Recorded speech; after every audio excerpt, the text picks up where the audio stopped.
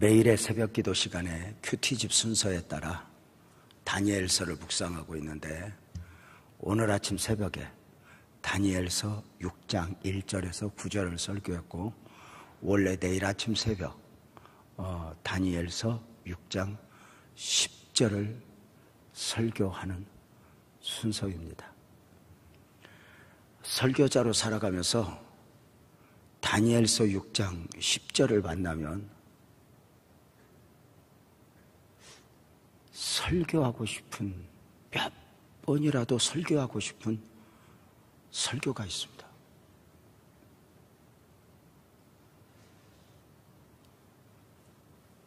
그 다니엘서 6장 10절에 담긴 하나님의 마음을 읽고, 또 다윗의 기도를 보면서 정말 풍성한 은혜를 누리게 되는 것이니 사자굴 앞에서의 다니엘의 기도입니다. 다니엘이 포로로서의 삶을 시작했던 바벨론에는 많은 변화가 있게 되었습니다. 유다와 예루살렘을 정복했던 느부갓네살이 죽고, 이어서 벨사살이 왕이 되었지만 벨사살을 끝으로 바벨로니아는 멸망을 당하게 됩니다. 역사적으로 메대와 바사 제국이 등장하면서 바벨론이 멸망을 당한 것입니다. 바벨론을 멸망시킨 메대와 바사는 두 나라, 두 제국으로서 메대라고 하는 나라는 다리오가 왕이 되었고, 그리고 바사라는 나라는 고레스가 왕이 되었다고 성경은 증언하고 있습니다. 다니엘서 5장 30절 31절 읽어보면, 그날 밤에 갈대아 왕 벨사살이 죽임을 당하였고 메대 사람 다리오가 나라를 얻었는데 그때의 다리오는 62세였더라. 다리오가 왕이 되었다고 말하고 있고, 다니엘서 6장 28절에 보면 이 다니엘이 다리오 왕의 시대에 바사 사람 고레스 왕의 시대에 형통하였더라, 이렇게 말합니다. 그러니까 다리오 시대에, 고레스 시대에 다니엘이 형통하였더라, 이렇게 말씀하고 있는데, 이 형통하였더라, 이 말씀은 일반 주석가들의 주석처럼 다니엘이 편안한 시기를 보냈다와는 좀 의미가 다른 의미니, 이 형통하였더라는 하나님의 뜻이 성취되는 과정이었다, 이렇게 읽으면 좋을 줄 압니다.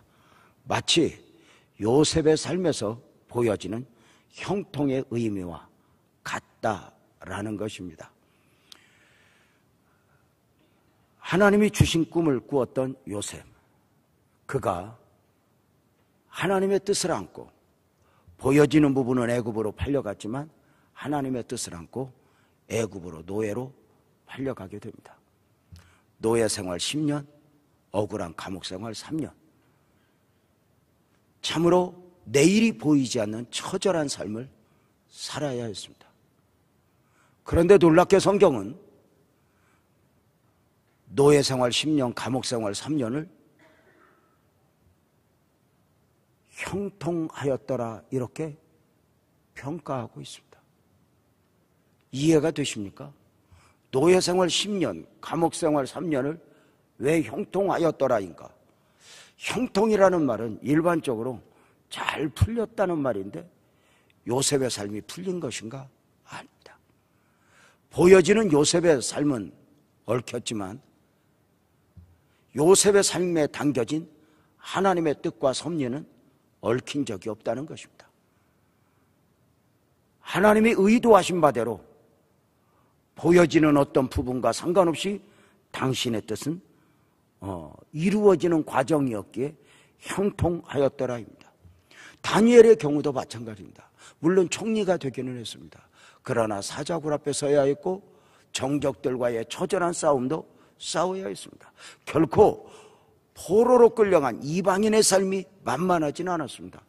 그런데도 성경은 다니엘의 시대에 형통하였더라 이렇게 표현합니다. 무엇입니까?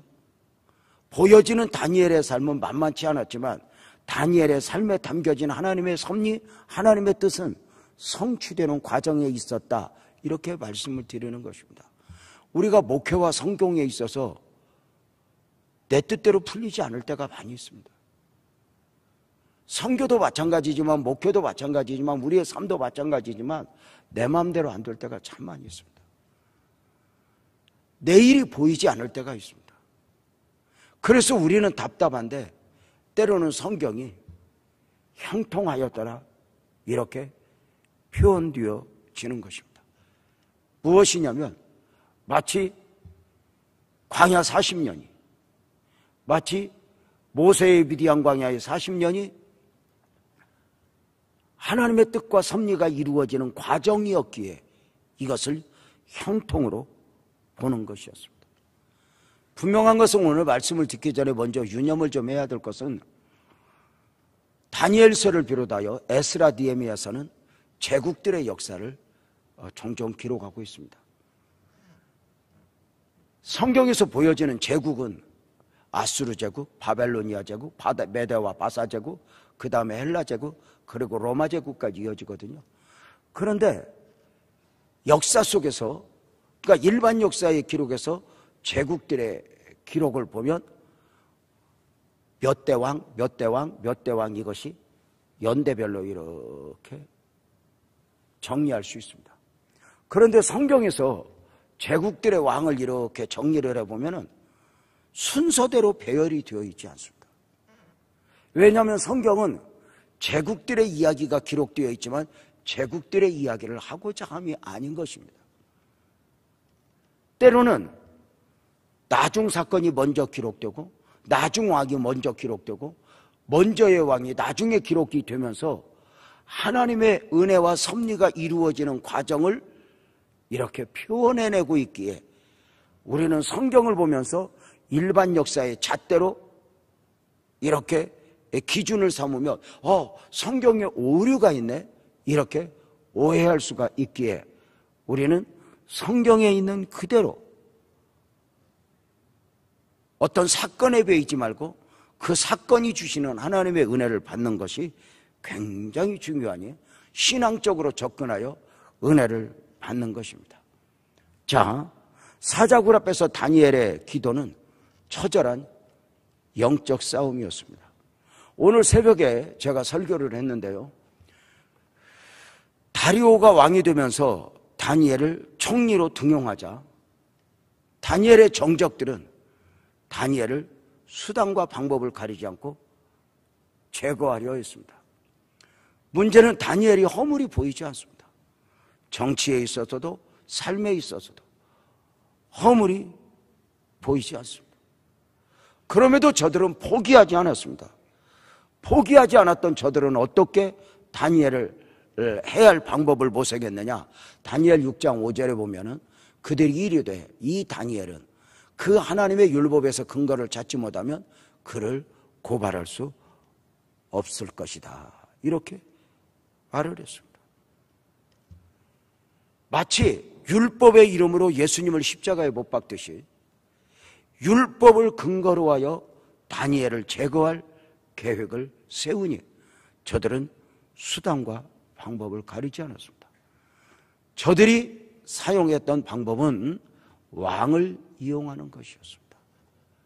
왕을 신처럼 높이는 것입니다. 그래서 정치적으로 정적들이 왕에게 건의하기를 바벨론 제국이 다민족이거든요. 그래서 하나로 결집하는 게 굉장히 중요해요.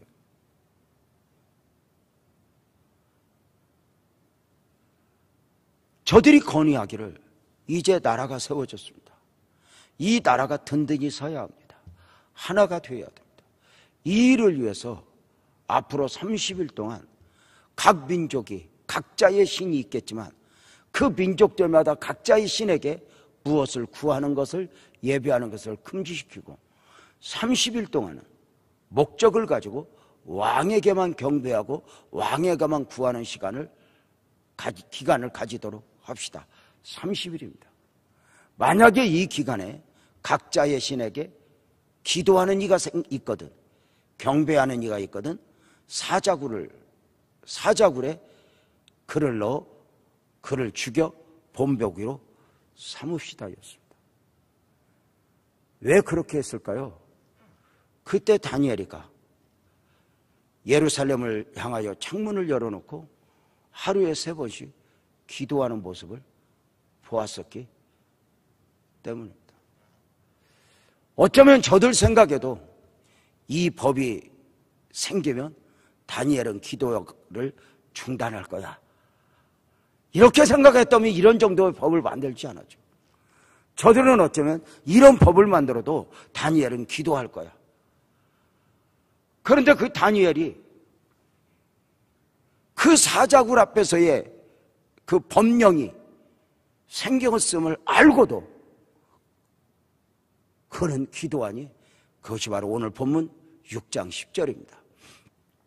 다니엘이 이 조서에 왕의 도장이 찍힌 것을 알고도 자기 집에 돌아가서는 윗방에 올라가 예루살렘으로 향한 창문을 열고 전에 하던 대로 하루 3번씩 무릎을 꿇고 기도하며 그의 하나님께 감사하였더라라고 말합니다. 다니엘의 기도는 어떤 기도입니까? 알고도의 기도입니다. 사자굴에 들어갈 줄 알고도. 놀랍게도 다니엘은 알면서도, 사자굴에 들어갈 줄 알면서도 포기하지 않았고, 하루에 무릎을 꿇고 3번씩 기도하는 방식도, 창문을 열어놓은 것도 다 바뀌지 않았어요. 감사의 기도까지 해요. 이 정도 기도하면 다니엘은 사자굴에 들어가서 죽임을 당하는 것을 알고 하는 것이었어요. 대단하지 않아요? 누가 이런 상황에서 이런 정도의 기도를 할 수 있을까? 어쩌면 평범한 신앙인으로 보면 무모하다 싶을 정도예요. 융통성이 전혀 없는 성도 같아요. 꼭 그렇게 해야만 했을까? 꼭 그렇게 부르짖어야 돼? 그렇게 꼭 창문을 열고 기도해야 돼?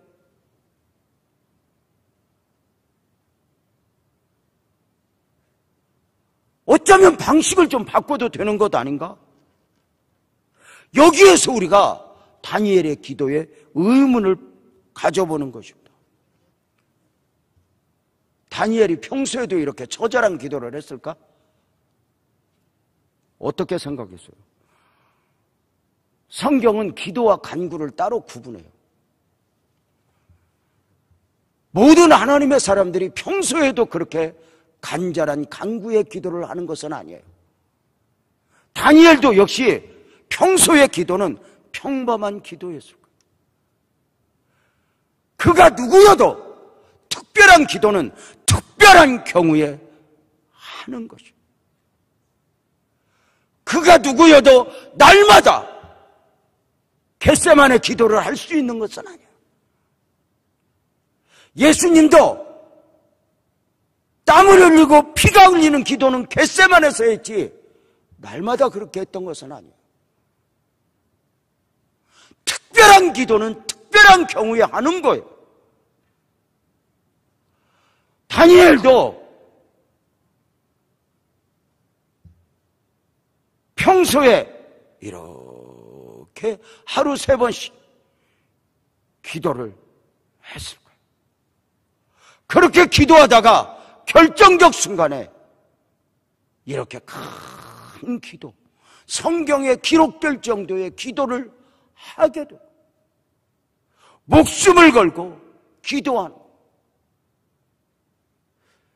여기서 다니엘의 기도에 의문을 가져보자 했어요. 왜 그렇게 다니엘은 목숨을 걸 만큼 간절한 기도를 해야 했는가? 많은 설교가들이 이 다니엘 6장 10절을 가지고 설교할 때 다니엘이 어떻게 기도했는가, 기도의 모양, 방식, 전에 행하던 대로 알고도 감사했다, 이런 기도의 방식에 대해서는 설교를 많이 하지만 그 누구도 기도의 내용에 대해서는 설교하지 않아요. 기도의 내용에서. 왜일까요? 다니엘서 6장은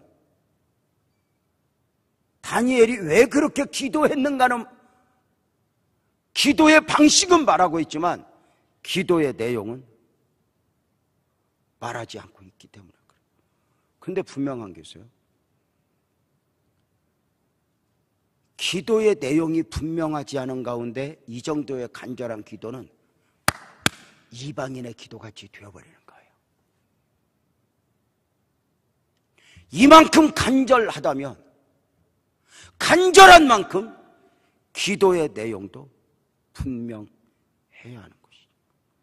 오늘 설교는 바로 그 기도의 내용을 성경에서 묵상하여 하나님의 마음을 읽어내는 것이죠. 그렇다면 사자굴 앞에서의 기도가 있어지기까지 어떤 시대적 배경 먼저 좀 이해를 하면 좋을 것 같아요. 설교 서두에 말씀을 드렸네요. 바벨로니아에는 많은 변화가 있었다고. 왕도 바뀌고 왕조도 바뀌고. 왕조가 바뀌었다는 말은 우리식으로 하면 고려시대에서 조선시대로 이렇게 왕조가 바뀌었다는 거예요. 그래서 조선 몇 년, 고려 몇 년 이렇게 말하잖아요. 바벨론 제국에서 메대와 바사 제국으로 이렇게 바뀌었어요. 이렇게 많은 변화에도 다니엘에게 변하지 않았던 건 처음 포로로 끌려갔을 때 거룩을 지키고 이름을 지키고 기도를 지켰던 그의 하나님을 향한 영성은 변하지 않았어요. 왕들의 역사 가운데 바벨로니아에서 70년을 넘게 살면서 다니엘은 때로는 총리가 되기도 하고 때로는 야인이 되기도 했지만 상관없었어요. 그는 끊임없이 하나님의 사람이요 기도의 사람으로 하루 3번씩 그렇게 기도하는 사람으로 살아가고 있었어요. 예루살렘을 향하여 창문을 열어놓고 하루에 3번씩 기도했다? 그러면 그때 당시의 기도의 내용은 뭐였죠? 하나님 이 민족을 해방시켜 주소서. 이 민족이 고국으로 빨리 돌아가 예루살렘 성을 회복하고 성전을 회복하게 하소서. 그래서 포로로 살아가던 이스라엘 백성들은 자기 민족끼리 모일 때마다 우리 언제 고국으로 가? 하나님의 뜻은 언제 이루어져? 하나님의 뜻은 언제 이루어져? 다 이렇게 소원을 아뢰었고 기도를 했어요. 그런데 성경의 예언대로 비로소 포로 해방의 길이 열리게 된 거죠. 선지자의 예언대로 바벨론 포로 70년이 되어가면서 말씀이 말씀되었다 예언대로 이루어지는 거예요. 그 예언을 대표적으로 한 군데만 보면 역대하 36장 22절 23절 있죠. 한 목소리로 읽어볼까요? 시작. 바사의 고레스 왕 원년에 여호와께서 에레미야의 입으로 하신 말씀을 이루시려고 여호와께서 바사의 고레스 왕의 마음을 감동시키시매 그가 온 나라에 공포도 하고 조소도 내려 이르되 바사왕 고레스가 이같이 말하노니 하늘의 신 여호와께서 세상 만국을 내게 주셨고 나에게 명령하여 유다 예루살렘의 성전을 건축하라 하셨나니 너희 중에 그의 백성된 자는 다 올라갈지어다. 너희 하나님 여호와께서 함께 하시기를 원하노라 하였더라. 아멘. 아직 포로 시대가 시작되기도 전에 하나님 선지자를 통한 예언이 바로 무엇이었느냐? 바사왕 고레스 시대가 되면 해방의 길이 열릴 것이다. 해방의 길이 열릴 것이다. 그런데 그렇게 된 거예요. 말씀 그대로 된 거예요. 그래서 이스라엘 백성들이 바벨론 70년 포로를 마치고 자원하는 사람을 중심으로 1차, 2차, 3차에 걸쳐서 포로 귀환이 있어지는 거죠. 이렇게 하면 에스라 서막 이런 설교를 들었던 것이 떠올라야 되는데 여러분의 표정은 내가 언제 들었나 하는 식이니? 그것도 참 은혜인 것 같아. 자, 그래서 1차, 2차, 3차에 걸쳐서 돌아오는데 특별히 1차 귀한 자들이 사명을 안고 돌아오게 되니 그 내용이 에스라서 1장 1절 2절입니다. 2절 한번 읽어볼까요? 시작. 바사왕 고레스 원년에 여호와께서 에레미야의 입을 통하여 하신 말씀을 이루게 하시려고 바사왕 고레스의 마음을 감동시키시며 그가 온 나라에 공포도 하고 조서도 내려 이르되 바사왕 고레스는 말하노니 하늘의 하나님 여호와께서 세상 모든 나라를 내게 주셨고 나에게 명령하사 유다 예루살렘의 성전을 건축하라 하셨나니. 놀라운 것은 말씀이 예언되었고 예언된 말씀의 성취를 다니엘을 중심으로 포로되었던 이스라엘 백성들이 그 역사를 눈으로 본 거죠. 감격이었겠죠. 그렇게 소망이었던 포로 귀환, 고국으로 이렇게 돌아가게 되니 얼마나 감동이요. 그래서 우리가 그 감동을 시편 126편에서는 설명하기를 그랬잖아요. 우리가 꿈꾸는 것 같아도 다 꿈꾸는 것 같아도 그 감격 속에 돌아오는데 여기서 중요한 게 있어요. 그렇게 고국으로 가고 싶었던 다니엘이 왜 고국으로 가지 않고 바사제국에 남아 있어야 했냐는 거예요.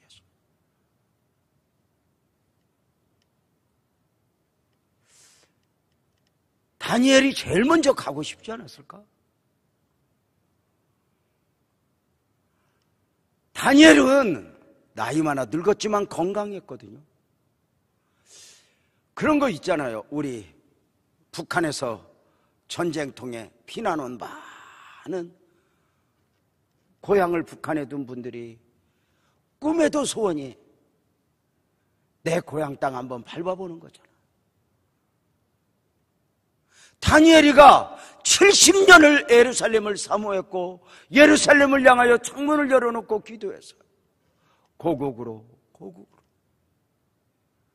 그런데 왜 다니엘은 1차, 2차, 3차 포로 귀환이 있어질 때 바벨로니아에 남아있게 되었는가?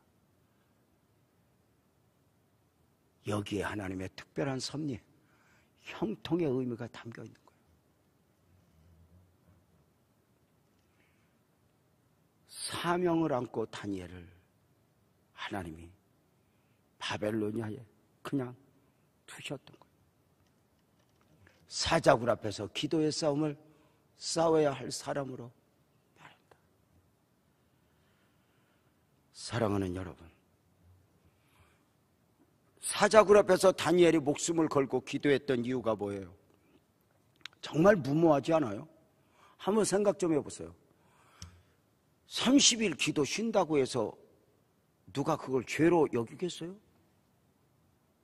창문을 열어놓고 기도하던 것에서 창문을 닫고 기도한다 해서 뭐 누가 문제 삼겠어요?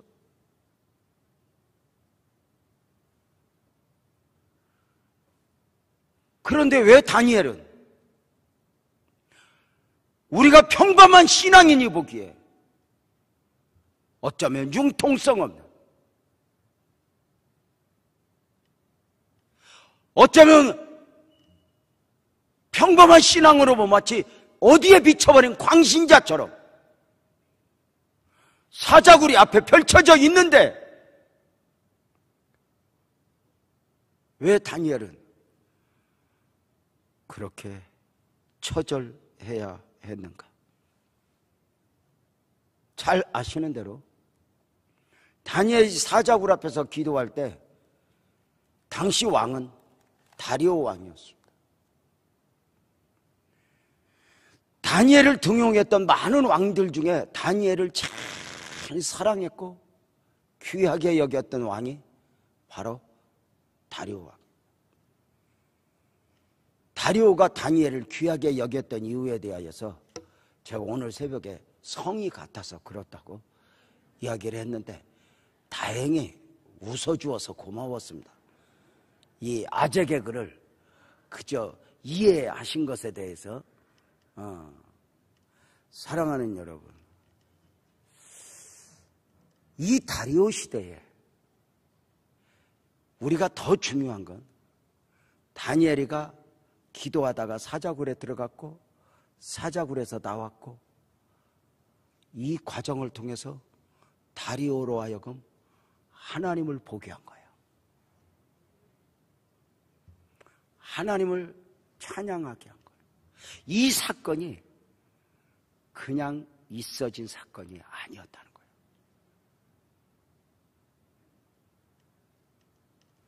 그래서 이 사자굴 앞에서의 기도의 내용을 여기에서 우리는 성경적으로 접근을 해가는 것이죠. 자, 이미 말씀을 드린 대로 고레스가 왕이 되면서 포로 1차 귀환 명령이 떨어졌다고 말씀을 드렸어요. 자, 포로 1차 귀환자들의 사명이 있었으니 뭐냐면 성전 재건이에요. 소위 말하면 스룹바벨 성전 재건이에요. 그래서 처음에 지원자를 받을 때 사명자들을 중심으로 받았거든요. 자, 저들이 돌아와요. 그 돌아온 저들이 사명 그대로 성전 재건의 역사에 동참하니 에스라 3장 8절이죠. 예루살렘에 있는 하나님의 성전에 이른 지 2년 둘째 달에 스알델의 아들 스룹바벨과 요사닥의 아들 예수아와 다른 형제 제사장들과 레위 사람들과 무로 사로잡혔다가 예루살렘에 돌아온 자들이 공사를 시작하고 20세 이상의 레위 사람들을 세워 여호와의 성전 공사를 감독하게 하며 성전 재건의 역사가 시작된 거예요. 돌아와서 둘째 해 둘째 달부터 성전 재건의 역사를 시작하면서 이스라엘은 흥분했을 거예요. 이제는 우리가 사명을 감당하게 되었다. 성전부터 건축하자. 그런데 이 위대한 성전 재건의 역사에 마귀가 구경만 할 리는 없는 거예요. 하나님의 역사가 이루어지는 것을 마귀가 언제 구경만 해요? 성전 재건의 역사가 있어지면, 하나님의 위대한 역사가 있어지면 언제나 마귀가 먼저 움직이잖아요. 종종 말씀을 드리죠. 출애굽의 위대한 역사의 섭리 가운데 하나님이 모세를 보내시며 마귀는 더 먼저 알고 바로의 마음을 충동질하여서 사내 아이가 태어나면 나일강에 던져 죽이라는 법을 만들었다. 하나님이 사람의 몸을 입고 그 이름 예수로 오셨다. 아기 예수로 오시자 마귀는 헤롯의 마음을 충동질하여 2살 미만의 아이는 다 죽이라는 법을 만들었다. 하나님께서 요셉의 나이 17에 꿈을 주셨다. 요셉의 꿈은 출세나 성공이 아니었다. 앞으로 20년 후에 있게 될 인류의 대기근을 앞두고 생명구원의 계획을 세우신 하나님께서 요셉의 인생의 꿈을 통해 개입하셨다. 당신의 구원 역사를 이루시기 위하여. 마귀는 더 먼저 알고 형제들을 통해서 요셉을 죽이려 했다. 하나님의 위대한 역사가 있어지려 하시면 마귀는 절대로 구경만 하지 않아요. 성전 재건의 역사가 시작되자 마귀의 방해도 시작되었으니 에스라서 4장 1절에서 6절을 보면 나와 있죠. 우리가 좀 길지만 한 목소리로 성경 공부하는 마음으로 한번 읽어봅시다. 시작. 사로잡혔던 자들의 자손이 이스라엘의 하나님 여호와의 성전을 건축한 다음을 유다와 베냐민의 대적이 듣고 스룹바벨과 족장들에게 나와 이르되 우리도 너희와 함께 건축하게 하라. 우리도 너희같이 너희 하나님을 찾노라. 아스루 왕의 에사랐더니 우리를 이리로 오게 한 날부터 우리가 하나님께 제사를 드리노라 하니 스룹바벨과 예수아와 기타 이스라엘 족장들이 이르되 우리 하나님의 성전을 건축하는데 너희는 우리와 상관이 없느니라. 바사왕 고레스가 우리에게 명령하신 대로 우리가 이스라엘의 하나님 여호와를 위하여 홀로 건축하리라 하였더니 이로부터 그 땅 백성이 유다 백성의 손을 막하게 하여 그 건축을 방해하되 바사왕 고레스의 시대부터 바사왕 다리오가 즉위할 때까지 관리들에게 뇌물을 주어 그 계획을 막았으며 또 아하스웨로가 즉위할 때까지 그들이 글을 올려 유다와 예루살렘 주민을 고발하니라.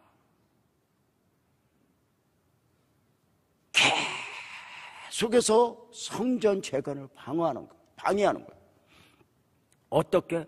언제까지? 고레스부터 다리오가 즉위할 때까지 계속. 이때 성경을 근거로 다니엘이가 아직도 있는 그 바벨론 바사제국의 사정을 좀 보면 고레스가 왕이 된 지 3년 만에 죽게 됩니다. 그리고 아닥사스다 왕이 즉위하게 됩니다. 참 격동의 시대이니 그 왕들이 오래 살지를 못해요. 이 왕들의 이런 변화 가운데 성전 재건을 방해하는 사람들은 끊임없이 뇌물을 주어 방해하는 거예요. 다시 한번 4장 5절만 한번 읽어보면은 에스라서 바사왕 고레스의 시대부터 바사제국이 들어서면서 고레스의 명으로 성전 귀환 명령이 있어졌는데 시대부터 바사왕 다리오가 즉위할 때까지 관리들에게 뇌물을 주어 그 계획을 막았으며, 그러니까 바사왕 고레스와 다리오를 보면은 이 사이에 왕들이 있었던 거예요. 그런데 아까 다니엘서를 잘못 읽게 되면은 바사왕 고레스 또는 메대왕 다리오 뭐 이런 식으로 잘못 읽게 되면, 이런 성경 역사를 잘못하면 이렇게 우리가 좀 왜 맞지 않을까라고 하는 의문을 갖지만 이런 말씀들을 근거로 보면 우리가 알 수 있죠. 자, 그 방해꾼들이 수단과 방법을 가리지 않고 방해하니 4장 7절 에스라서에 보면은 아닥사스 때의 비슬람과 미르드락과 다부엘과 그의 동료들이 바사왕 아닥사스 때에게 글을 올렸으니 그 글은 아람 문자와 아람 방언으로 써서 진술하였더라. 그러니까 다 수단과 방법을 가리지 않고 이렇게 성전 건축을 방해하니 그만 성전 건축을 시도했던 이들이 지쳐서 중단이 되고 말아요. 중단이 돼요. 성전 건축이 중단돼요. 그 중단이 그들의 방해로 계속 이어서 보면 에스라서 4장 23절 24절이죠. 아닥사스 왕의 조서 초본이 르훔과 서기관 심세와 그의 동료 앞에서 낭독되며 그들이 예루살렘으로 급히 가서 유다 사람들을 보고 권력으로 억제하여 그 공사를 그치게 하니 이에 예루살렘에서 하나님의 성 공사가 바사왕 다리오 제2년까지 중단되니라. 이거 성경을 잘 보세요. 바사왕 다리오 제2년까지 성전이 중단되니라. 이 2년이 언제겠어요? 다니엘이 사자굴 앞에서 기도할 때예요. 이제 자, 그러니까 성전 건축이 몇 년 동안 중단이 되었냐면 16년이 성전 건축이 중단이 돼요. 이 소식을 다니엘이 들어요. 계속해서 이 방해 공문이 올라오는 것을 보면서 다니엘이 자, 다니엘이 하루 3번씩 기도했다고 그래요. 종종 학자들은 70년을 이야기하지만 또 성경학, 주경학자들은 이렇게 말해요. 처음부터 하루 3번씩 기도했던 건 아니고 다니엘이 듣기에 성전 건축이 중단되었다는 소식 앞에 다니엘은 예루살렘을 향하여 창문을 열어놓고 간구의 기도를 시작했다. 이렇게 보는 거예요. 그러니까 포로 1차 귀환자들이 수룹바벨 중심으로 성전을 건축한다고 들었는데 그 성전 건축이 중단되었다는 소식 앞에 기도하는 거예요. 기도의 내용이 뭐겠어요? 속히 성전 건축이 시작되게 하소서. 그러니까 다니엘의 기도는 하루 3번씩 했을 때 이것이 습관의 기도가 아니라 분명한 목적 있는 기도, 영적 싸움의 기도였던 거예요. 정작 예루살렘에 있는 사람들은 한 해 한 해 시간이 지날 때마다 저들은 점점점 힘이 약해졌고 저렇게 방해꾼이 있는 한 우리는 성전 건축 못해. 그러면서 성전 건축 중단하고 각자 자기 살 집을 꾸몄던 거예요. 바벨론 정부에서도 반대를 하고 방해꾼들도 있으니, 또 자신의 삶의 형편도 있으니 성전 재건의 의지는 마음만 있지 행동으로 이 처절한 영적 싸움을 싸울 수가 없어서 성전 재건이 되었던 성전 건축이 되었던 영적 싸움이에요. 돈이 있다고 되어지는 것도 아니고 더 좋은 형편이 있어 이루어지는 역사도 아니란 말이에요. 자, 성전 건축 16년 중단되는 동안 각자의 삶을 살아내요. 그러면서 스스로 서로가 위로를 해요. 우리 성전 건축해야 돼. 그런데 형편이 그렇잖아. 저 왕들도 반대를 하고 또 방해꾼들도 있으니 우리는 성전 건축할 수 없어. 늘 이렇게 울었어요. 이때 마치 아기 예수가 태어났을 때 저 동방의 박사들의 마음을 움직였던 하나님은 성전 건축이 중단된 가운데 예루살렘은 자기 형편에 매여서 성전 건축의 의지가 없었는데 바벨론에 있는 다니엘이 눈물로 기도를 하는 거예요. 안 됩니다, 하나님. 안 됩니다. 안 됩니다. 처절한 기도를 하고 성전 재건이 중단되면 안 되니 기도가 중단되면 안 되었던 거예요. 기도를 놓아서는 안 되었던 거예요. 그 다니엘이 기도할 때 학계 선지자가 일어난 거예요. 무슨 말인가 알겠어요? 오늘 이거 설교는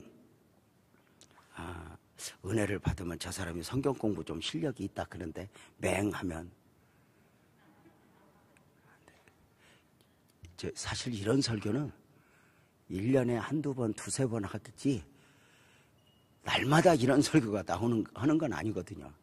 그래서 이렇게 다니엘에서 6장 이런 10절 특별한 제가 좋아하는 구절이 걸릴 때마다 저는 너무 좋은 거예요. 이런 설교를 정말 하고 싶은, 그리고 이런 설교를 들을 줄 아는 분이 있으면 성경을 파가면서 밤새 이야기하고 싶은 이런 마음들이거든요.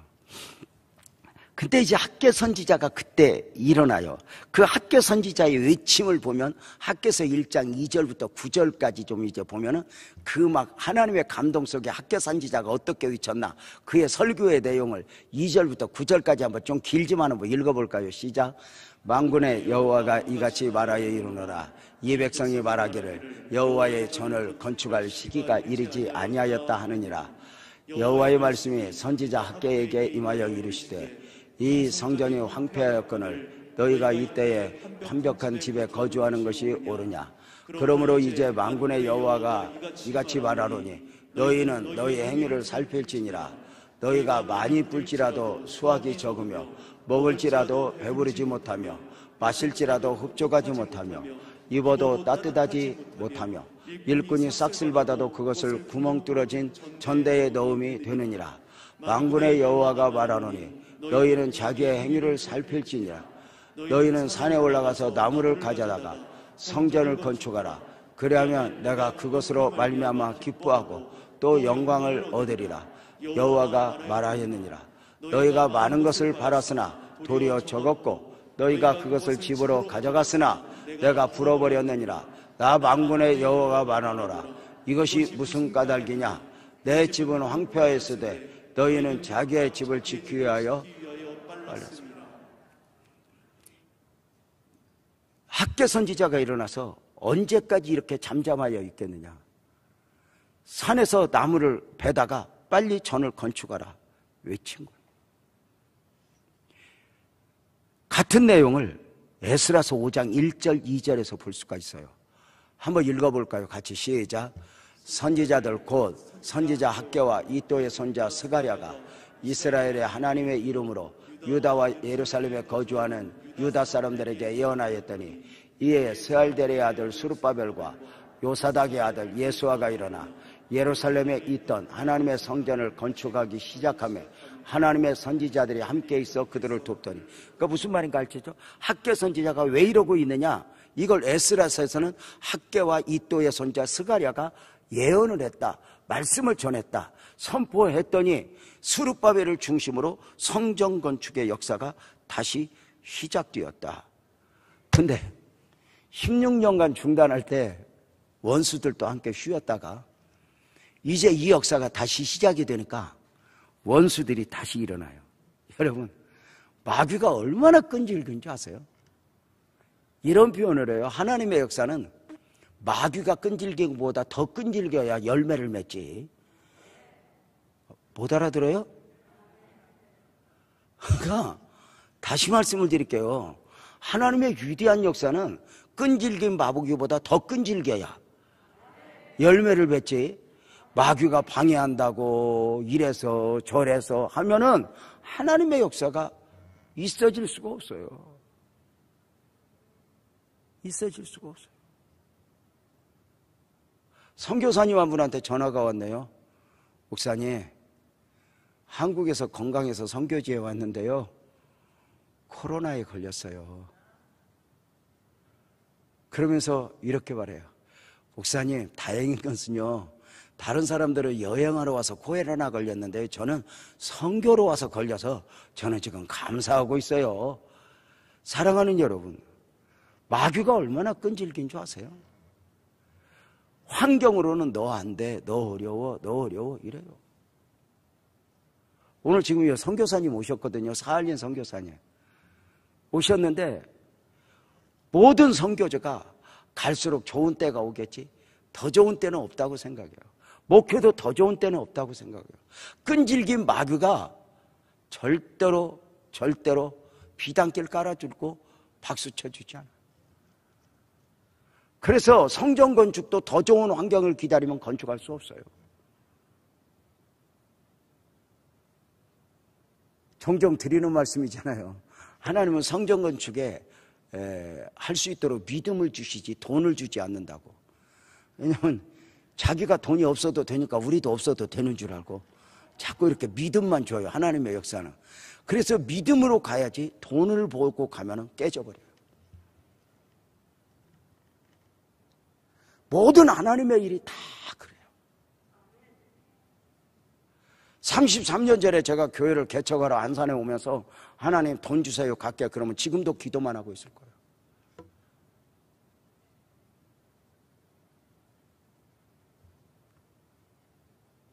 아무것도 없이 33년 전에 안산시 원곡동에 성광부동산 찾아갔던 기억을 지금도 잊질 않아요. 문 열고 들어갔으니 집사님 같아요. 교회 딸력도 걸려있고. 기도하는 마음으로 그 부동산 사장에게 얘기해요. 저 교회 전도사인데요. 교회 개척하러 왔거든요. 예배드릴 공간 하나 얻을 수 있을까요? 탁 얼마나 많은 사람이 오는지 물어요. 돈은 얼마나 가지고 있어요? 그래서 돈 없어요. 그랬어요. 돈이 왜 없는데 왜 왔냐고 그래서 아니 하나님이 감동 줘서 왔다고 그랬더니 그러면 감동 주신 분한테 가지 왜 나한테 왔냐고. 그래서 아니 하나님이 이리 가라고 그러더라고. 그래서 그거 없다고 그러면 제가 나갔으면은 또 근데 또 바보같이 그 소파에 앉아서 주님 이걸 20분을 넘게 하고 있으니 부동산 사장도 미쳐버려가지고 지쳐서 데리고 가서 지하실 주었던 공간이 그때 당시에 안산시 원곡동 777-75 7자가 4번 들어가는데요. 그래서 거기 지하실을 주었는데 7자만 줄 줄 알았더니 샘물까지 줘갖고 물 퍼내느라고 조직에 쓴맛을 보았지만 근데 그 모든 과정에 하나님의 역사가 저절로 돼요. 기도 안에서 어려움이 온다는 말 하지 마세요. 기도에도 어려움이 있어요. 바울 사도가 안디옥에서 선교 여행을 출발할 때 바울 사도의 조역자들보다 더 마귀가 역사하니 바울을 죽이기 전에는 먹지도 않고 마시지도 않겠다고 맹세한 40명이 함께 멀찍이 동행하여 따라다녀요. 하나님의 역사는 저절로 이루어지는 역사가 아니에요. 환경의 옷을 입고 여러 가지 관계의 옷을 입고 밀려오는 이 마귀를 누구 때문에 무엇 때문에 하는 순간 우리는 하나님의 역사를 볼 수가 없어요.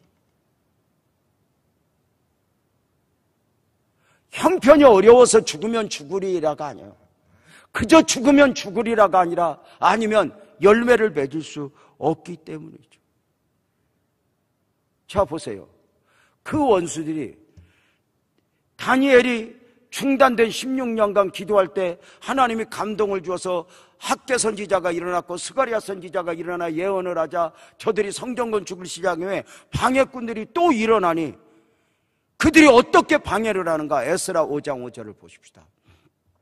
하나님이 유다 장로들을 돌보셨으므로 그들이 능히 공사를 막지 못하고 이 일을 다리오에게 하려고 그 답장 오기를 기다렸더니 그러니까 악한 원수들이 이제는 막아도 못 막아요. 왜?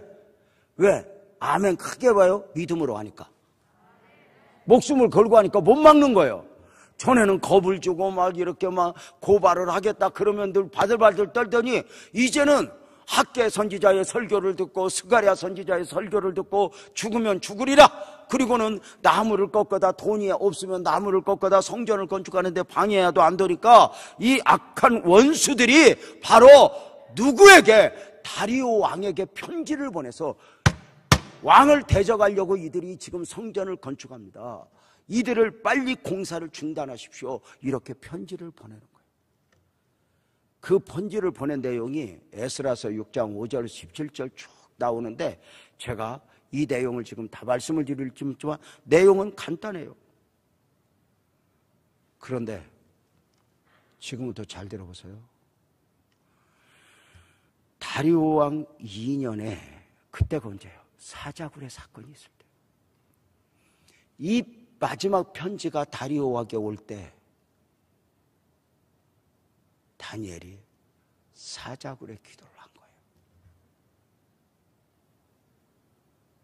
도착하기 전에. 그래서 그렇게 처절했던 거예요. 이 보이지 않는 거대한 영적 싸움.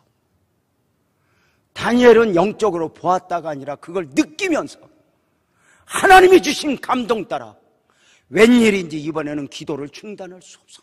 웬일인지 포기할 수 없어. 창문을 닫을 수도 없어. 무릎을 펼 수도 없어. 조용히 기도할 수도 없어. 누가 듣든지 아니 듣든지 부르짖어야 할 것 같아. 여러분 아세요? 다니엘이 목숨을 걸어야 했던 이유에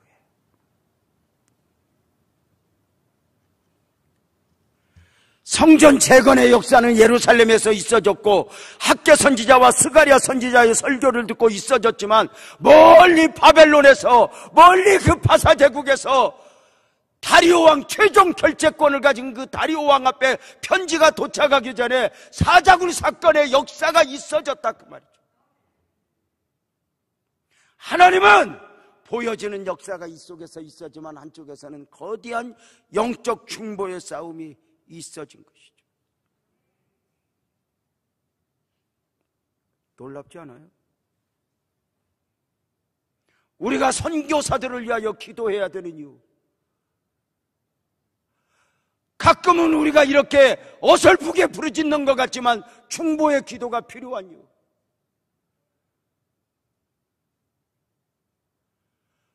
때로는 강대상에서 한 사람 한 사람 성도들 위하여 기도하다가 어떠한 성도가 필에 꽂히면 이름을 늘 하나님 베드로 안드레 야고보 요한 이렇게 불러가듯이 장로님 이름 불러가며 이렇게 기도하다가 어느 한 사람이 꽂히면 그 한 사람 때문에 때로는 30분 40분 1시간을 씨름을 해요. 하나님 그 가정 어떻게 해요? 그 가정 어떻게 해요? 나는 그 가정을 위하여 왜 우는지 몰라요. 그 가정도 내가 기도하고 있는 거 몰라요. 분명한 것은 하나님이 그렇게 감동을 주시고 부르짖어 기도할 때가 있다. 목사라고 해서 날마다 그렇게 영적 싸움에 기도를 하는 건 아니에요.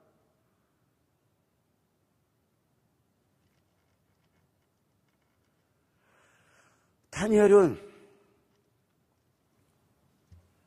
그 처절한 영적 싸움 가운데 사자굴의 승리가 있었죠.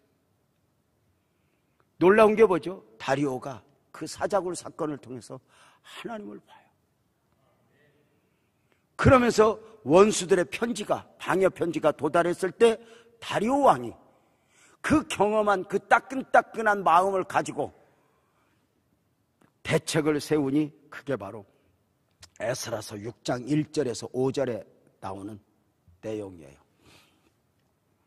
이에 다리오 왕이 조서를 내려 문서장 꽂고 바벨론의 보물을 쌓아둔 보물 정각에서 조사하게 하여 메데도 악메다 궁상에서 한 두루마리를 찾았으니 거기에 기록하였으되 고레스 왕 원년에 조서를 내려 얘기를 예루살렘에 있는 하나님의 성전에 대해 이르노니 이 성전 곧 제사를 드리는 처소를 건축하되 지대를 견고하게 쌓고 그 성전의 높이는 69로 너비도 69빗으로 하고 큰 돌 3켜에 새 나무 1켜를 놓으라. 그 경비는 다 왕실에서 내리라. 또 느부갓네살이 예루살렘 성전에서 탈취하여 바벨론으로 옮겼던 하나님의 성전 금은 그릇들을 돌려보내어 예루살렘 성전에 가져다가 하나님의 성전 안 각기 제자리에 둘지니라 하였더라. 편지가 도착하자 다리오가 정치적으로 다니엘 편을 들어서 왕의 마음대로 그거 방해하지 마, 이걸 하는 게 아니라 법적 근거를 찾은 거예요. 어떻게 도와야지? 고레스 원년에 고레스, 그러니까 바사 제국의 창시자가 이 해방의 길을 열면서 어떻게 해라, 심지어 경비까지 다 왕실에서 내라, 이걸 찾아낸 거예요. 이것을 딱 찾아서 법적 근거를 가지고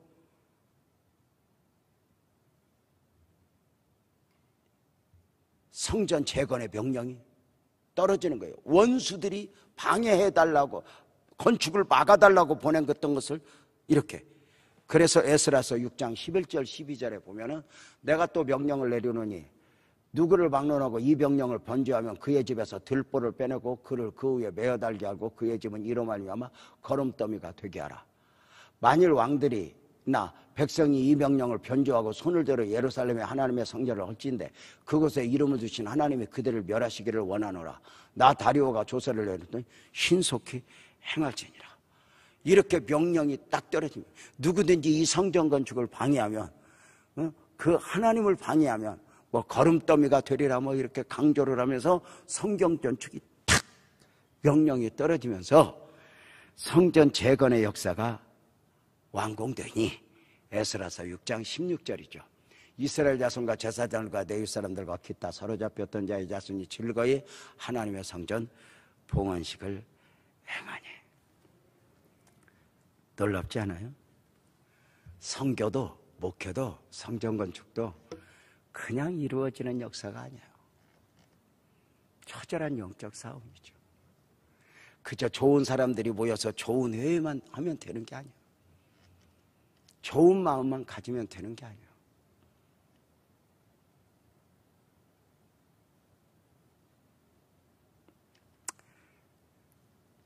철없을 때는 좋은 마음만 가지면 문제가 없는 줄 알았어. 근데 그게 아니야.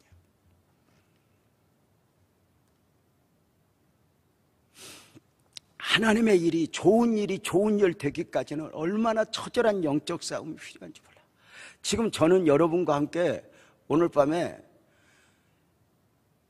포로 귀환 가운데 에스라서 느헤미야서에 나타났던 성전 재건의 역사가 얼마나 처절한 영적 싸움 가운데 이루어졌고, 이것이 그냥 이루어진 것이 아니라 하나님은 우주 전체를 섭리하신 가운데 예루살렘에 있어진 역사뿐만 아니라 저 바벨론에서 있어진 그 다니엘의 사자굴 사건을 통하여 하나님이 어떻게 역사하셨는가를 입체적으로 제가 지금 말씀을 드린 거예요.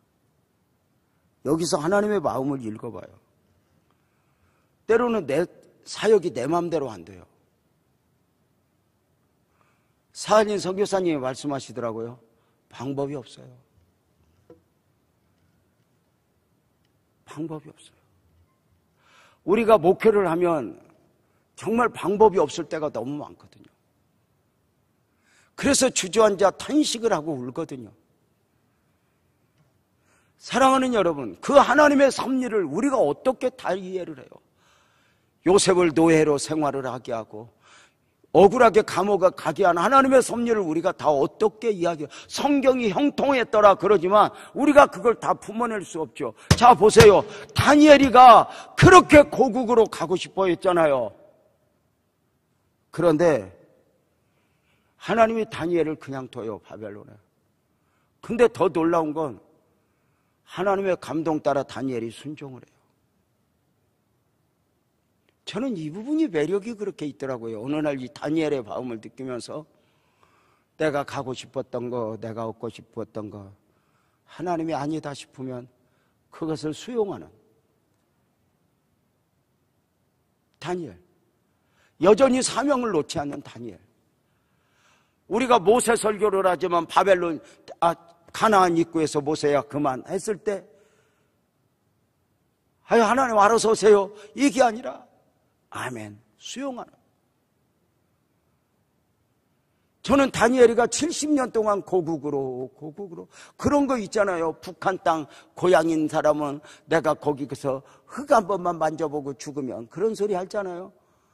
내가 예루살렘에 그 가고 싶은 다니엘을 바벨론에 그냥 두었을 때 하나님의 감동 따라 형편이 열리지 않으니 아마도 하나님께서 다니엘아 너는 예루살렘으로 가지 말고 사명이 있으니 여기 머물라. 하나님이 그렇게 하면 얼마나 쉽겠어. 그냥 길이 안 열린 거야. 다니엘이 가려고 했을 때 그때 코로나 걸렸는지 몰라. 근데 하나님이 허락하지 않는 걸 수용해. 그런데 거기서도 사명을 놓지 않아.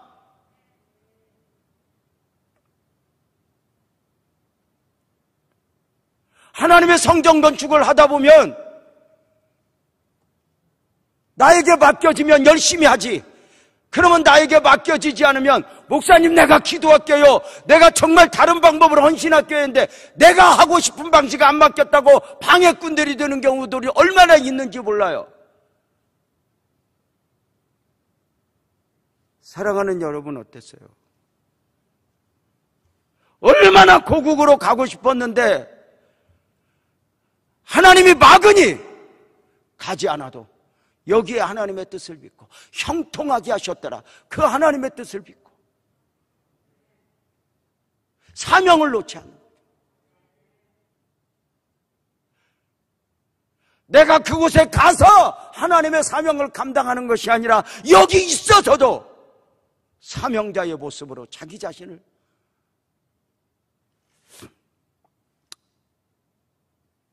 사랑하는 성도님들 어때요? 다니엘뿐만이 아니야.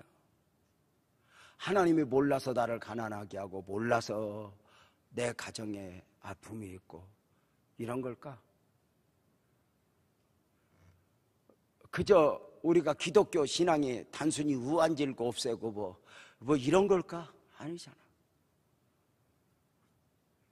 내일 일을 알지 못하는 나는 오늘 또 내일 일을 아시고 섭리하시는 그 하나님을 믿고 아멘 해봐요. 오늘 내 마음대로 안 돼도 오늘 내 뜻대로 안 돼도 형통하게 하시는 하나님의 섭리를 믿고 약해지지 말자. 약해지지 말자. 오베데돔 설교할 때 뭐라고 이야기했어요? 오베데돔은 법궤가 없어도 법궤 섬기는 법을 늘 준비하며 마음으로 하며 언젠가 내가 기회가 오며 형편이 되어서만이 아니라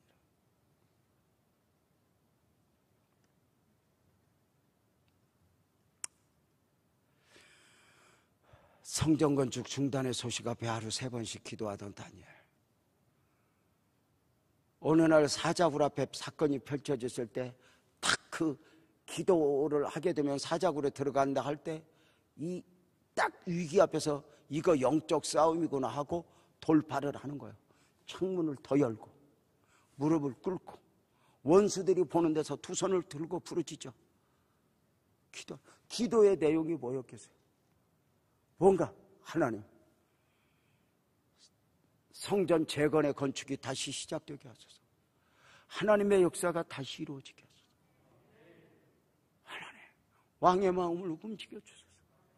그 기도가 그 창고에서 고레스의 그 명령문을 찾아낼 수 있었고, 그 법적 근거를 가지고 다리오는 그 다니엘을 통해서 경험한 하나님의 어떤 느낌을 가지고 하나님의 일을 방해하지 말아라. 누구라도 그 하나님의 성전 건축을 방해하면 거름더미가 되게 하리라 명령하며 경비까지 이 왕조에서 내서 다 해결하게 하시는 이것이 얼마나 놀라워. 그 사자굴 앞에서 웬일인지 기도를 중단하면 안 될 것 같아. 웬일인지 나마저 포기하면 안 될 것 같아. 그 성령의 감동 속에 다 중단해도 때로는 내 맘대로 왜 안 될까? 내 생각대로 안 될까? 우리 가정이 한 치 앞도 내다 보이지 않을 때도 하나님 오열을 합니다. 하나님의 은혜를 구합니다. 하나님의 은혜를 구합니다. 목마름으로 호소. 사랑하는 성도님들, 이 코로나 시대에 너도 나도 이런저런 핑계대고 주저앉을 수 있지만 웬일인지 누군가의 마음을 움직여서 나만은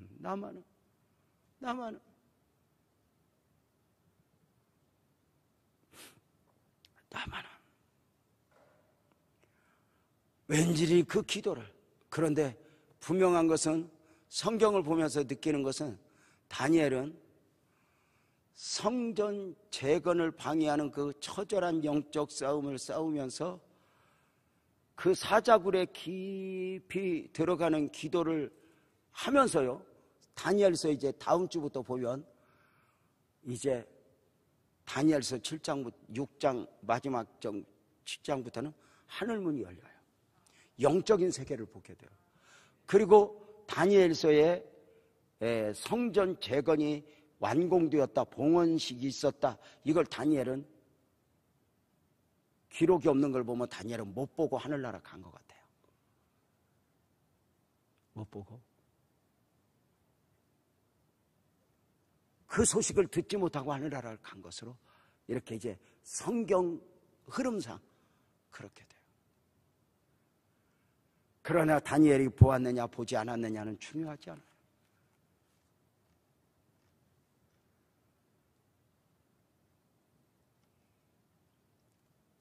지난 수요일 날 이번에 권사로 피택을 받은 한 권사님이 제 방에 왔어요. 이런 이야기를 해요. 목사님, 우리 가족들이요 서로 간증을 했어요. 근데요 그 간증들이요 다 뭐 이래서 은혜를 입었어, 이래서 그런 간증을 나누는 중에 자기가 순간 기도했대요. 나는 무슨 간증을 할까? 하나님의 은혜를 받은 게 너무 많은데 순간 기도했더니 그런 감동을 줬대요. 그러면서 이렇게 말했대요. 언니들, 나에게 있어 최고의 간증은 내가 빛나교회를 만난 거야. 그리고 누가 여러분 보고 아멘 하지 말래? 내가 그랬다니까. 빛나교회를 내가 또 한번 해볼게. 나 뜨거워서 못 하겠네. 또 한번 해볼게. 그래도 너 그저께 들은 거라니까. 그래서 내 방에서 언니들, 나는 간증이 많은 거 있지만 난 내게 있어 제일 큰 간증은 빛나교회를 만나고 목사님을, 너무 그렇게 세게 하면 짠 거 같잖아. 근데 빛나교회를 만나고 목사님을 만난 거야. 그러면서 눈물이 그렁그렁 하는데 너무 죄송한 거예요. 내가 저 집사님을 이런 소리 들을 수 있을 만큼 사랑을 주었나?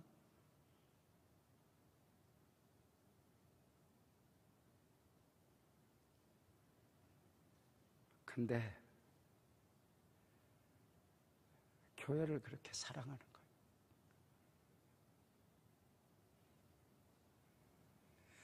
교회가 그냥 되는 게 아니에요. 한 사람 한 사람 누군가의 애절한 기도,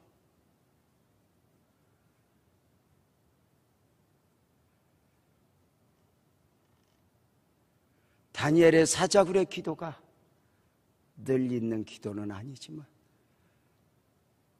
저는 이 다니엘 사자굴의 기도의 내용을 왜 이렇게 기도해야 했나, 이 처절한 기도를 오래전부터 하나씩 그 더하여 제가 이렇게 리포트를 만들어내고 설교를 만들어내면서 저 스스로 그 하나님의 마음을 읽어 돌이켜보면 우리 빛나교회 33년의 역사에도 그렇게 많은 일들이 있었지만 다 형통이었어요. 분명한 것은 있었어요. 그 마디마디 기도를 놓아버리지 않게 하셨던 하나님, 사람 의지하지 않고 하나님만 바라게 하셨던 그 하나님, 하나님은 때로 당신만이 아시는 섭리 가운데 우리에게 기도의 감동을 주시고 우리로 하여금 놓아버리지 않게 하시는 그 하나님의 마음을 소개하면서 하나님은 다니엘을 바벨론에 그냥 두시고 영적 기도의 싸움꾼으로 사명 감당하게 하셨던 하나님의 위대한 역사를 이 밤에 성도님들과 함께 긴 시간 나누면서 아멘 크게 합시다. 하나님은 실수가 없어요. 우리가 막혀도 하나님까지 막힌 게 아니야. 그러니까 나를 보고 절망하면 내가 하는 일이 많으면 교만하게 돼요. 나는 막혀도 하나님은 막히지 않아요. 나는 어려워도 하나님의 능력이 줄어든 게 아니야. 분명한 것은 내가 기도할 수 있다는 것, 이것이 얼마나 큰 은혜인가. 오늘도 그 하나님의 마음을 담고 그렇게 부르짖어 유난히 기도하게 하실 때가 있잖아. 유난히 울게 하실 때가 있잖아. 새벽에도 와서 기도하다가 너무너무 피곤해서 그냥 엎어져 자요. 잠을 자다가 눈을 떠보면 누군가 저 뒤에서 애절한 싸움을 싸워요. 기도로. 그때 기도로 동참하죠. 하나님, 저 딸, 저 아들, 나를 향한 하나님의 마음, 더 기도해라 하면 그 이유가 있었던 것이죠. 사방팔방 막혀도 기도할 수 있다면 이제 우리 이 찬송하고 결단하면서 기도하고 또 바치려고 해요. 우리 모두